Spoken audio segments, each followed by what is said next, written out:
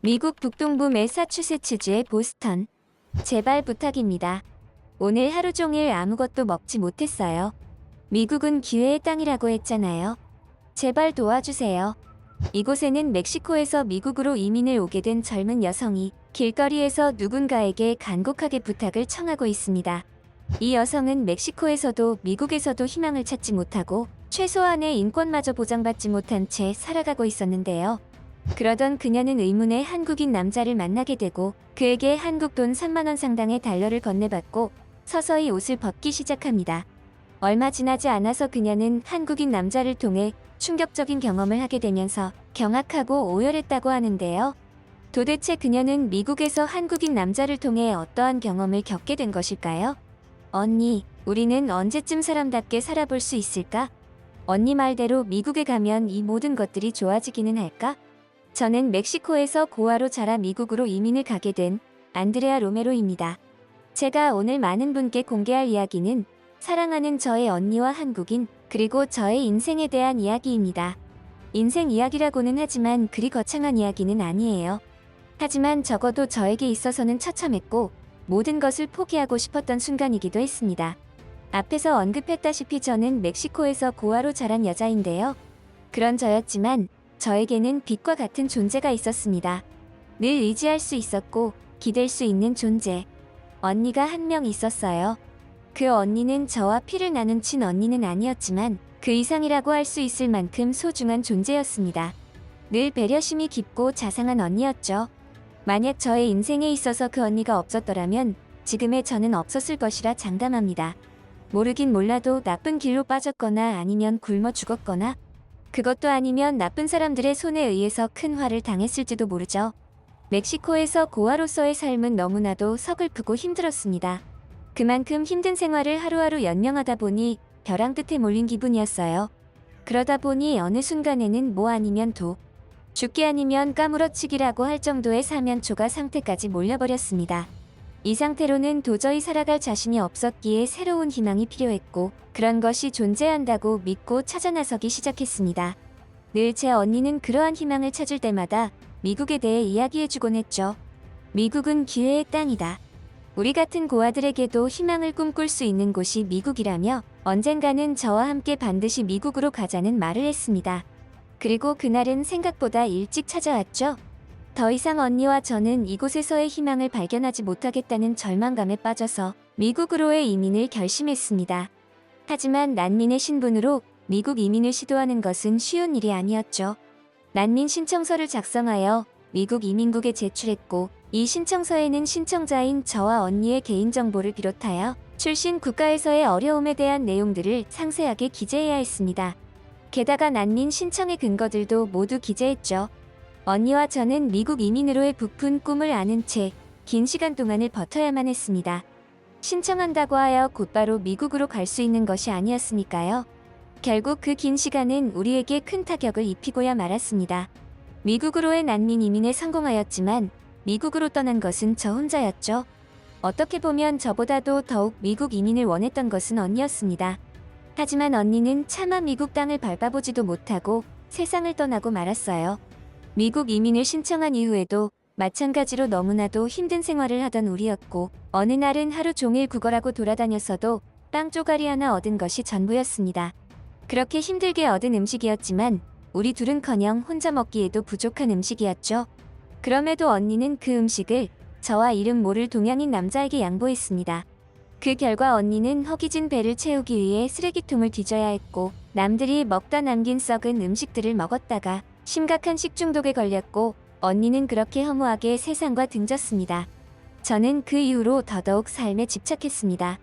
살기 위해 몸부림쳤고 어떻게 해서든 언니가 원했던 삶을 대신해서라도 살고 싶었어요. 그렇다고 해서 제가 많은 것을 바라던 건 아니었습니다. 저는 그저 최소한의 인권이 보장되고 굶어 죽지 않을 만큼만 먹을 것 걱정하지 않는 삶. 그것이 전부였어요. 하지만 저에게 친언니와도 같았고 유일하게 의지할 수 있었던 사람이 사람다운 삶을 살아볼 기회도 얻지 못한 채 허무하게 가버린 것입니다. 이렇게 된 이상 저라도 죽은 언니의 몫까지 더 열심히 살아야겠다고 생각했습니다. 언니가 그토록 원하고 영원하던 미국으로 건너가 최소한의 인권이 보장된 삶을 사는 것. 그곳에는 일자리가 넘쳐나고 최소한 굶어 죽을 일은 없을 것이라던 언니의 말이 이제는 저에게 돌아가신 부모님의 유언과도 같은 무게로 다가왔습니다. 한편으로는 언니가 저와 정체를 알 수 없는 동양인 남자 때문에 죽은 것이라는 자책감도 있었어요. 그도 그럴 것이 어렵게 구한 식량을 저와 한국인 아저씨에게 양보하면서 정작 언니 본인은 음식물 쓰레기를 먹고 그렇게 되었으니 말입니다. 저는 그렇다 하더라도 처음 보는 동양인 아저씨에게 그런 온정을 베풀어준 언니가 이해되지 않았죠. 그냥 저와 둘이 나누어 먹었더라면 이런 결과도 생기지 않았을 텐데 라는 생각. 그 이후로 동양인 아저씨는 어디로 사라졌는지 보이지도 않았고 언니의 죽음에 대해 일말의 양심의 가책이나 자책을 느끼는지도 알 수 없었습니다. 결국 저는 수년에 걸친 난민 신청을 통해 어렵게 미국에 도착할 수 있었습니다.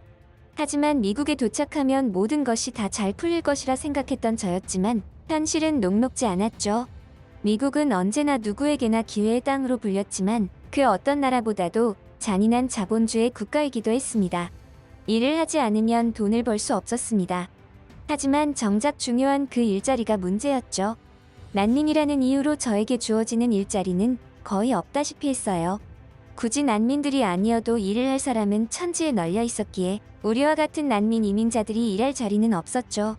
하루는 아무런 기술도 필요 없고 하지만 멀쩡하다면 할 수 있다는 청소업체에 일자리를 구하기 위해 간 적이 있었습니다.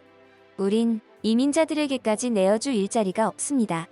당신의 나라로 돌아가세요. 혹시 당신 불법 이민자는 아닙니까? 행색이 조금 수상한데 저는 일자리를 구하려고 갔다가 오히려 협박받는 일이 종종 있었고 이민자라는 이유로 온갖 모욕을 받아야 했죠.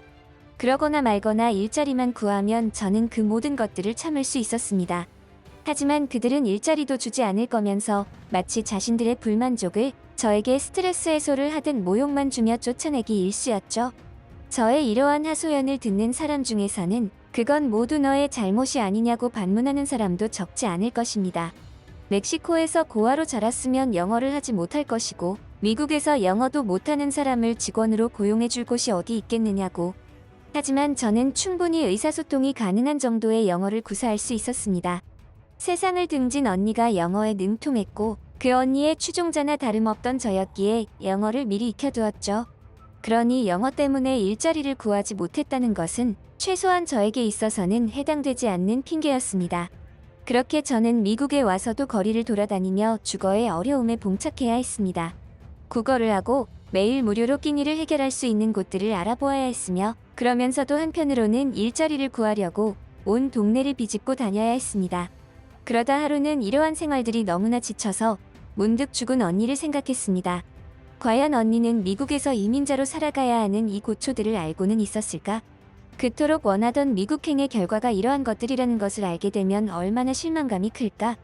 저는 그러한 생각을 하자 눈시울이 붉어졌습니다. 이제는 세상에 없는 언니가 보고 싶어서였고 지금의 상황이 너무나 절망스러웠기 때문이었죠. 미국은 기회의 땅이라며? 그런데 이게 뭐야? 언니가 말하던 그 모든 것들이 다 거짓이었어? 이러려고 그렇게 힘들게 미국으로 오려고 했던 거야? 저는 어쩌면 미국이라는 나라가 언니가 생각하던 기회가 무궁무진한 나라가 아닐지도 모른다고 생각했습니다. 아니, 최소한 이민자의 한정에서는 그렇지 않을 것이라고 말이에요. 만약 이대로 일자리를 구하지 못하고 주거를 해결하지 못한다면 어딘가에서 쓸쓸하게 세상과 안녕을 해야 할지도 모른다는 생각에 두려움에 떨었습니다. 일을 할 수만 있다면, 잘 곳을 마련할 수만 있다면 저는 그게 무슨 일이든 할 수 있다는 생각까지 하게 되었죠. 아마도 그런 정신적인 열정이 있었기 때문일까요? 저는 그 시기에 제 인생에 있어서 가장 인상 깊은 인연을 만나게 되었습니다. 여느 때와 마찬가지로 공짜 배식을 해주는 곳을 어렵게 찾아내어 오랜 시간 줄을 서서 그 안에서도 치열한 경쟁을 하며 겨우 한 끼를 해결했던 날이었죠. 그런 와중에 새롭게 알아낸 무료 배식처에서 저는 아주 독특한 경험을 하게 되었습니다. 무료 배식을 나눠주던 남자가 저에게 음식을 나눠주며 은근슬쩍 제 손에 무언가를 쥐어주는 것입니다. 저는 순간적으로 이게 뭐지? 라는 생각을 하며 너무나 당황스러웠죠. 혹시 이 남자가 나에게 관심이 있는 건가? 라는 허무맹랑한 생각마저도 했습니다. 하지만 그러한 생각은 무료 배식처 유리에 비친 저의 후줄근한 모습을 보자마자 깨져버리고 말았지만요. 그 남자가 제 손에 쥐어준 것은 다름 아닌 미국 돈 30불이었습니다. 사실 30불이면 큰 돈은 아니었습니다. 하지만 적어도 지금의 저에게 있어서는 아주 소중한 돈이었죠. 이 돈이면 최소한 하루 정도는 사람다운 삶을 살 수가 있었고, 그게 아니더라도 위급한 상황에 저의 목숨을 지탱해줄 방어막이 되어줄 수도 있었습니다. 물론 어떻게 사용하느냐가 관건이 되겠지만요. 하지만 저는 지금의 상황이 이해가 되지 않았습니다. 저에게 30불을 건넨 사람은 동양인 남자였는데 아주 젊었고 처음 보는 사람이었습니다. 저는 무료 배식을 먹으면서도 한참이나 30불의 의미에 대해서 고민하고 계속해서 곱씹었죠. 그리고 제가 내린 결론은 단 한 가지였습니다. 저는 식사를 마치고 조용히 동양인 남자에게 다가갔어요. 그리고 사람들이 없는 골목길로 손짓하며 그를 데리고 갔습니다. 그리곤 떨리는 손으로 저는 스스로 옷을 벗기 시작했죠. 제가 갑자기 왜 이런 짓을 했느냐고요? 제가 내린 결론은 저 동양인 남자가 제 몸을 원한다고 생각했으니까요. 그렇지 않고서야 일면식도 없는 저에게 은근슬쩍 돈을 주는 남자가 이 세상 천지에 어디 있겠습니까? 일자리도 구하지 못해서 당장 오늘 내일 어디에서 생을 마감할지도 모르는 저에게 말입니다. 하지만 저의 그런 행동을 유심히 바라보던 동양인 남자는 저에게 어렵게 입을 떼더군요. 뭔가 오해가 있으신 것 같은데 저는 그런 걸 원한 게 아닙니다. 다만 아버지의 말씀이 기억나서 선의를 베푼 것뿐이에요. 얼마 되지 않는 돈이지만 굶고 다니지 마시라고요. 저는 한국인이고 이곳에서 일주일에 한 번씩 무료로 배급 봉사를 하고 있습니다. 그러니 시간 나실 때 한 번씩 찾아오세요. 다음 주는 아마 한국 음식이 나올 거예요. 놓치면 후회하실지도 모를 아주 맛있는 음식이 나올 겁니다. 저는 그 순간 너무나 부끄럽고 쪽팔려서 맨손으로 땅굴이라도 파서 들어가고 싶은 심정이었습니다. 저 혼자서 그런 음침한 생각으로 이런 짓을 해버리다니. 아무래도 너무나 힘든 상황에 부닥쳐 있다 보니 그런 극단적인 생각밖에는 하지 못했었나 봐요. 자신을 한국인이라 소개한 젊은 남자는 저에게 그야말로 대가 없는 호의를 베풀어 주었고 저는 그의 마음씨에 큰 감동을 받았습니다. 미국에서 처음으로 받아본 호의였기에 그 감동은 더욱 크게 다가왔죠. 어쩌면 미국에도 좋은 사람들이 있을지도 모른다는 생각마저 드는 순간이었습니다. 한동안 저는 한국 남자가 배식을 해주는 무료 급식소에 방문을 하였고 하루하루가 지옥과도 같았던 미국의 이민 생활이 조금씩 아주 조금씩이지만 희망이 보이기 시작했죠.